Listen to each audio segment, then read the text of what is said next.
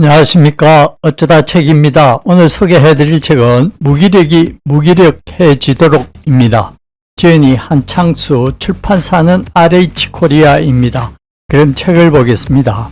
가장 먼저 지친 내 몸 상태를 확인해야 한다. 고혈압, 당뇨, 갑상선 등의 문제는 없는가? 불규칙한 수면, 과로, 지나친 스트레스, 과도한 음주 등 생활 습관의 문제는 없는가?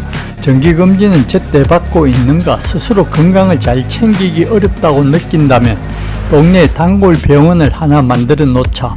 내과, 가정의학과 원장을 하는 친구들의 이야기를 들어보면 소아, 청소년 시절부터 성인이 된 이후까지 건강 체크를 하러 오는 사람이 많은데, 이럴 경우 환자의 질병 이력을 자세히 알고 있어서 더 정확하게 진단할 수 있는 경우가 많다고 한다.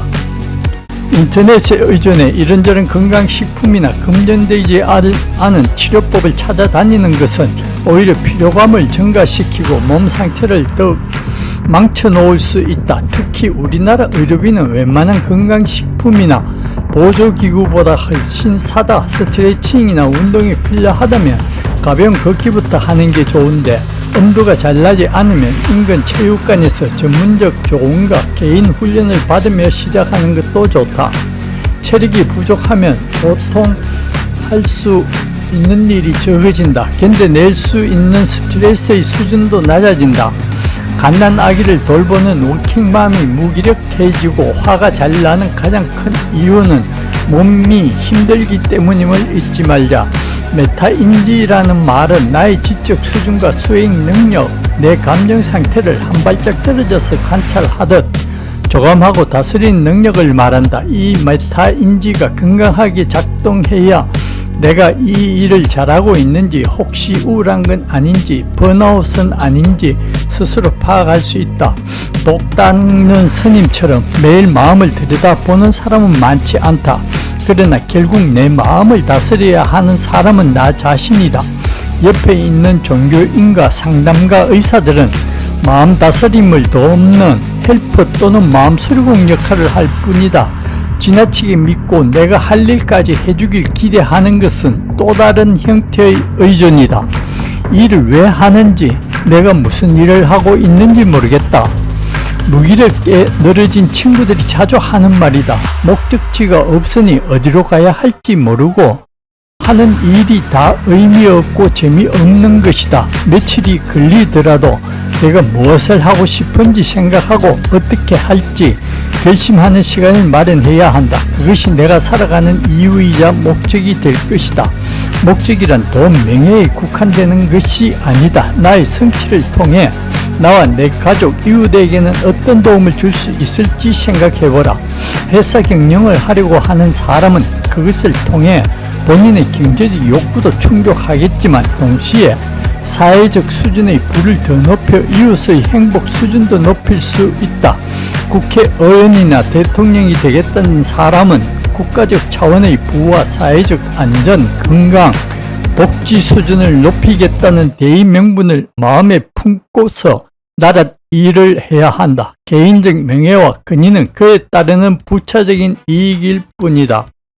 학창시절 배우는 국어, 수학, 과학은 내가 원하는 일과 크게 상관없어 재미도 없고 할 이유도 없다는 친구들이 꽤 있다. 그런데 사실 그런 기본 과목들은 과학자나 의사, 법률가가 되기 위해 배우는 것이 아니다. 어떤 일을 하며 살건 세상을 이해하고 세상 사람들과 어울려 사는데 필요한 기본적인 지적 능력, 사회생활을 위한 기초 체력을 키우기 위해 배우는 것이다.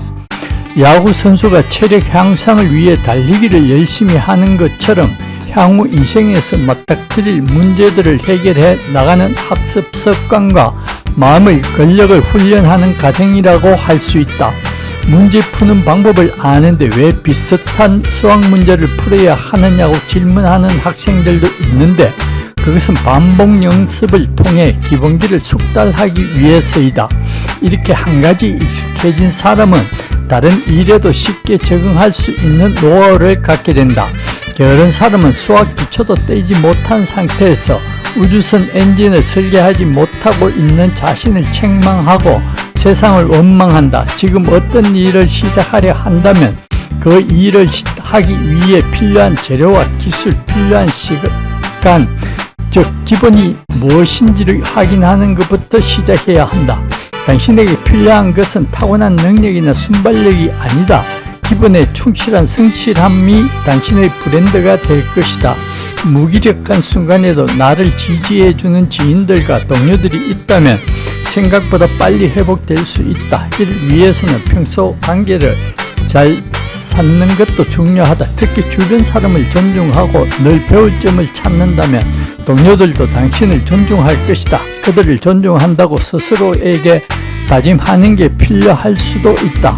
나 역시 매일 클리닉을 시작하며 오늘 만나는 분들의 이야기를 잘 듣겠다고 결심하고는 그분 쪽으로 몸을 살짝 기울여 경청하려고 노력한다. 당신이 지금 회사에 있다면 상사나 부하 직원을 클라이언트라고 생각하는 것도 좋겠다. 또 먼저 연락하는 것을 두려워하지 마라. 말 건네기가 쑥스럽다면 작은 SNS 인사도 좋다. 내가 먼저 나 자신을 낮춰야 한다. 사람들은 성실하면서도 겸손한 사람을 좋아한다.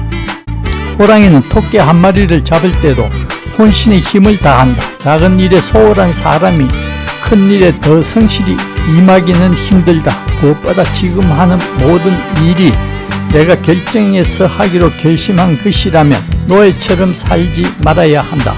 누가 시킬 때를 기다리는 것이 아니다. 하기 싫으면 하지 않아도 좋다. 그러나 그 책임은 본인의 몫임을 기억해야 한다. 실현 가능한 목표를 세워야 한다. 흔히 실현 가능한 것을 생각하는 것은 계획이고 실현은 어렵지만 해야 한다고 생각하는 것은 꿈이라고들 한다. 꿈만 꾸는 것은 게으른 자의 몽상일 뿐이다. 작은 계획들을 하나씩 실천해 나가야 미래의 꿈도 현실이 될 것이다. 누군가에게 그 기대를 하지 마라. 지금 나의 무기력은 주변 사람과 외부 환경이 원인을 제공해 발생한 것일 수도 있지만 주변을 타다다 있다 보면 할 수 있는 일은 아무것도 없다. 내가 다스릴 수 있는 건 나밖에 없다. 또 사람들은 잘 되어 가는 일을 지지하고 그것에 편성하려 하게 마련이다. 내가 꾸준히 내 일을 하고 있으면 나를 응원해주고 도와주는 사람이 점점 더 많아질 것이다. 끝으로 잘 해내지 못할까봐, 완벽하게 못할까봐 불안해하거나 초조해하지 말라는 당부를 꼭 하고 싶다. 네, 오늘은 한창수 저자의 무기력이 무기력해지도록을 보았습니다. 도움이 되셨다면 구독과 좋아요 부탁드립니다. 감사합니다.